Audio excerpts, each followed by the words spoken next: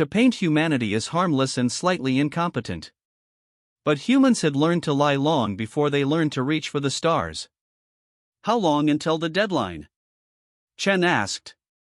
14 minutes, ma'am. Those 14 minutes felt like an eternity.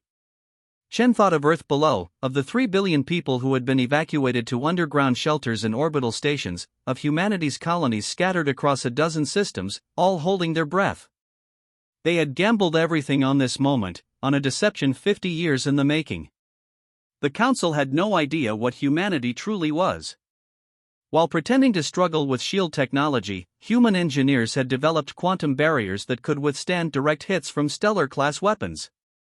While their public shipyards produced clumsy, inefficient vessels, secret facilities had constructed something entirely different. And while the Council's species had spent millennia perfecting the same technologies, bound by tradition and bureaucracy, humanity had approached warfare with the innovation born of a species that had nearly destroyed itself multiple times and learned from each mistake. 1 minute to deadline, the tactical officer announced. Open a channel, Chen ordered. All frequencies. The communication officer nodded. Channel open, Admiral. Chen took a breath and addressed not just the Council fleet, but every listening post, every ship, every inhabited world within range.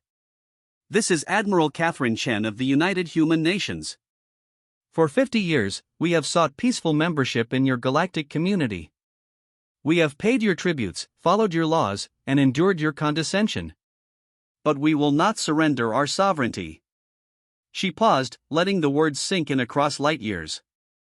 You assembled 3,000 ships to intimidate us into submission. You believed we would cower before your might.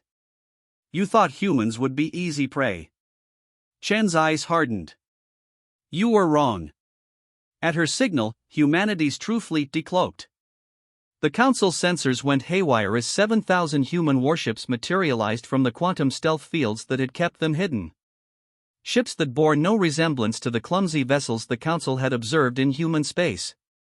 These were sleek instruments of war, bristling with weapons the Council had never seen, shielded by technology they couldn't comprehend. The Defiance itself, previously registering as a modest cruiser, dropped its camouflage. In reality, it was a dreadnought 3 times the size the Council had believed, its hull covered in quantum armor that made it nearly indestructible. On the Council flagship, Supreme Arbiter Velkoth stared at the tactical display in disbelief. The humans hadn't just matched their fleet, they had overwhelmed it. And the energy signatures coming from those ships suggested weapons capabilities that exceeded anything in the Council's arsenal.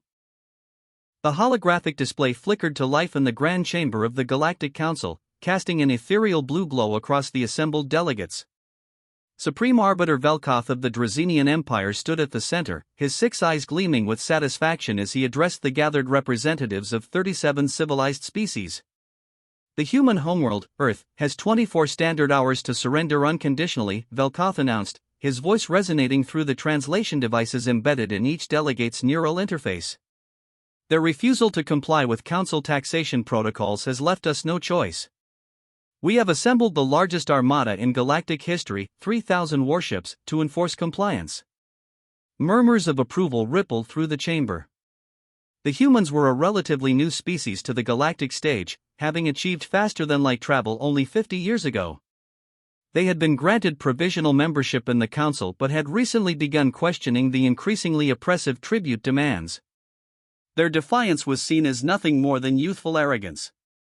Ambassador ZH Rail of the Cephian Collective raised a tentacle in the air. Supreme Arbiter, have the humans responded to our ultimatum? Velkoth's mandibles clicked in what his species considered a smile. They have. With a single word transmitted across all frequencies, no. The chamber erupted in scandalized chatter.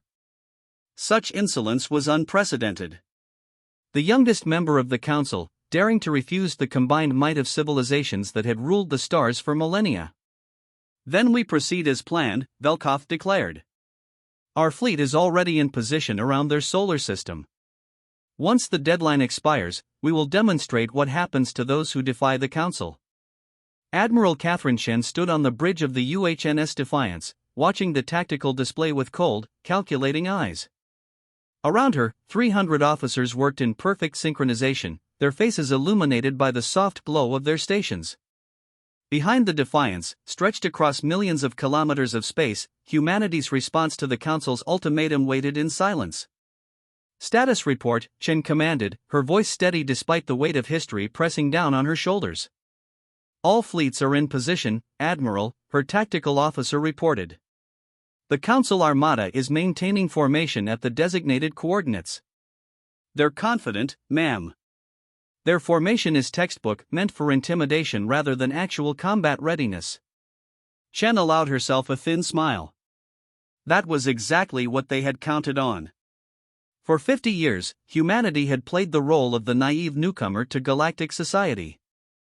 They had smiled politely while the Council's older civilizations had looked down on them, had accepted minor insults and economic exploitation, and had appeared to struggle with even basic defensive technologies.